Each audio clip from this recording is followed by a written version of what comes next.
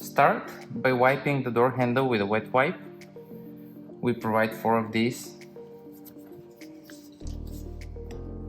Then wait for it to dry up. Then notice that each door handle has a letter which indicates for which side of the car it is. So P is for passenger and D is for driver. Then peel off the transfer tape. Now the alignment is the most important part because this wraps around the door handle. It's important to align it properly. So I will align this corner so that it almost doesn't stick out, but it sticks out just a little bit. And then I'll align on the top only. So kind of like this. So I'm aligning in a way that there is a very tiny gap between where the vinyl ends and where the paint starts. Then press it with a finger.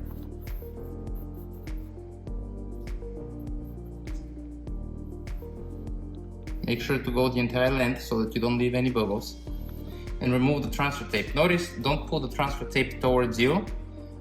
Just put it slowly and carefully to the side.